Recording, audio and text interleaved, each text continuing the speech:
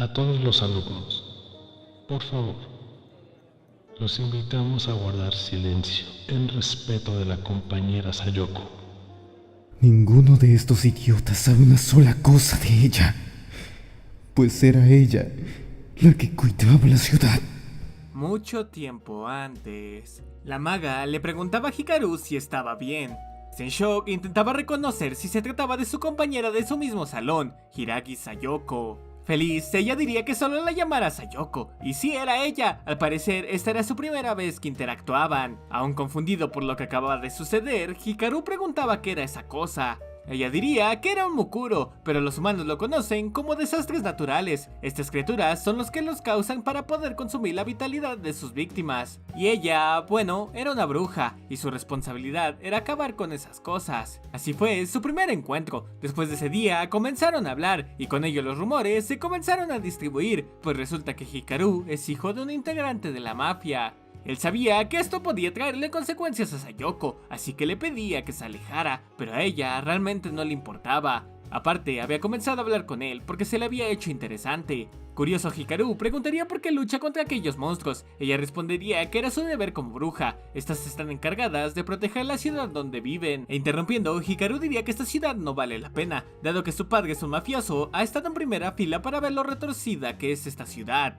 El estar ligado con una familia así ha hecho que todos se distancien de él, pero lo que más odia de toda esta situación es que no tiene el valor para dejar todo atrás. Y cambiando la conversación, Sayoko había entendido por qué encontró en ese momento a Hikaru en la azotea. Este quería terminar con todo. Por eso es que Hikaru pudo ver al mukuro, pues solo puede ser visto por brujas o personas que en su interior tienen el deseo de perecer. Ella empezaría a contarle de cómo ve la ciudad. Ella realmente disfrutaba estar ahí, disfrutaba poder comer su melón pan en la panadería de siempre, ver el gato manchado cuando va camino a la escuela, oír a los niños jugar. Es todo lo que hace que la ciudad sea hermosa. Sayoko le invitaría a acompañarla para proteger la ciudad.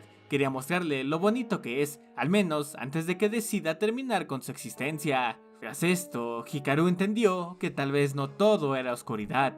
Sayoko le mostró muchas cosas, el origen de su magia y cómo esta es heredada, cómo patrullaba la ciudad y usaba sus hechizos. También lo llevó a su panadería favorita y mostrarle cómo era el hermoso cielo nocturno, al igual que el anaranjado atardecer. En una ocasión que estaban en la azotea, Sayoko mencionaría que se ha divertido demasiado. Ahora sabe que le desagrada la soledad y la verdad no quisiera volver a trabajar en solitario. Hikaru, nervioso por lo que escuchó, buscaría una excusa, mencionando que aún había muchas cosas que no sabía de la ciudad, y antes de terminar su propuesta, ella interrumpiría diciendo que entonces podían seguir patrullando juntos. Pero es que Hikaru también estaba asustado de quedarse solo de nuevo. Pues de un incidente, ellos habían rescatado a una niña. Esta tenía un pequeño raspón, a lo cual Sayoko se acercaría a ella para decirle que tenía un buen hechizo para hacer que el dolor se fuera. Mientras, al ver esta escena, Hikaru veía lo que hacía Sayoko por esta ciudad, pero entonces surgió una duda para él: ¿quién la protegía a ella? Entonces llegó ese trágico día. Preocupado por ver a Sayoko malherida, este preguntaba si acaso no se curaría a sí misma con magia. A lo cual, con una simple risa, diría ella que ya estaba condenada. Las brujas no son inmortales, no tienen magia para curar heridas fatales, y no hay un hechizo de resurrección. Sacando su pendiente de su oído, se lo daba a Hikaru. Era una reliquia familiar, y este contenía un poco de su magia. Con eso, podría combatir a los mukuro. Acobardado, Hikaru decía que no podía hacerlo, pero tomando de él como aquella niña, esta recitaría su último hechizo para que él no sintiera dolor. Hikaru no sabía cómo sentirse, ella siempre vio por los demás antes de que sí misma, y al parecer el último hechizo de Sayoko no fue tan eficiente.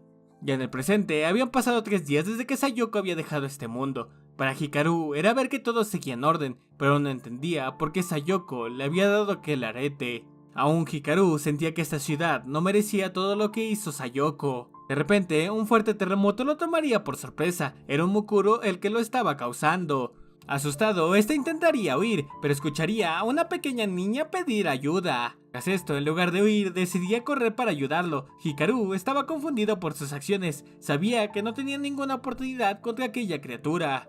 Pero si huía, sería como negar todo lo que había hecho Sayoko. Y cargando con el arete, este lanzaría un fuerte destello con la magia de Sayoko.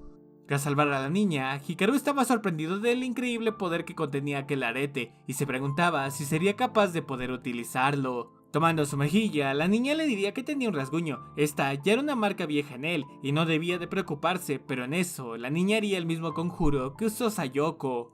Feliz le diría que es un hechizo para desaparecer el dolor. Una chica se lo había enseñado a ella hace mucho tiempo. Tras esto, Hikaru comprendió que a pesar de que Sayoko ya no estaba, su magia seguía aún en la ciudad. Yo odio este lugar. Pero si pienso que era el lugar que tú protegías con tu vida, creo que entonces no es tan malo. ¿Verdad, Sayoko? Estoy seguro de que donde quiera que estés, nos sigues protegiendo.